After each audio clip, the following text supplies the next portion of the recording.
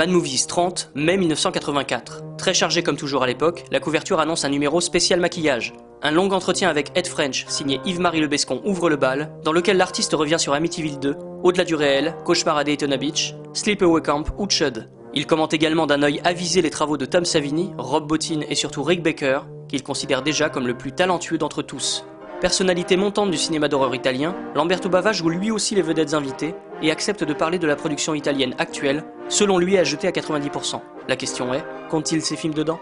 N'ayant pas pu lui rendre suffisamment hommage en son temps, Mad Movies s'attarde au rayon film décrypté sur le génial Phantom of the Paradise, dont l'exploitation dans les salles parisiennes continue encore 10 ans après sa sortie. Fasciné par la mise en scène de De Palma, Marcel Burel raccroche pertinemment les wagons avec les premières œuvres du maître, notamment High Mom et sa thématique déjà affirmée du voyeurisme. Une autre rétrospective permet à Bertrand Colette de dire tout le bien qu'il pense de Christopher Walken, acteur déjà culte pour avoir joué dans Voyage au bout de l'enfer, Dead Zone et Brainstorm.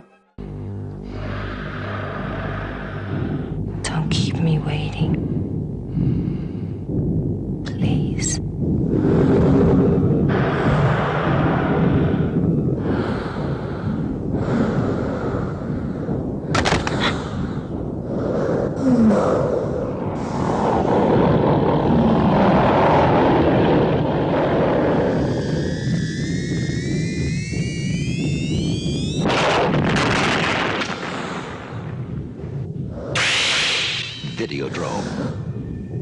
Comme annoncé en petit sur la couverture, ce numéro 30 s'attarde sur l'événement Vidéodrome, que JPP qualifie de curieux, dont on sort éprouvé, frustré, joué, avec toutefois le sentiment d'avoir vécu une expérience inégalable. Revenant sur les coulisses hollywoodiennes de Dead Zone, Cronenberg affirme son amour pour le cinéma fantastique, parle de sa fascination pour le concept de la mutation, s'avoue indécis et instinctif quant à certaines de ses thématiques les plus célèbres, et livre quelques belles anecdotes, notamment le fait qu'on lui avait proposé le scénario de Christine, avant l'arrivée sur le projet de Carpenter.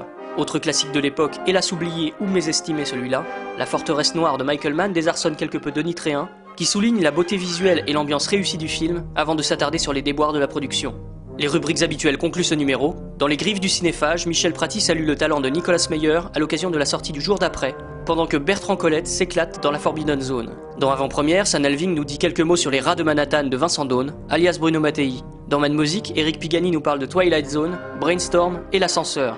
Dans la suite du dossier sur les demeures fantastiques, Denis Tréhin parle des 3 visages de la peur, de Rosemary's Baby, du locataire et de l'emprise. Dans Vidéo et débat, Alain Petit rembobine les VHS de Fury, du Baron de Munchausen, de Piranhas 2, d'Hercule à New York et de La Guerre des Étoiles.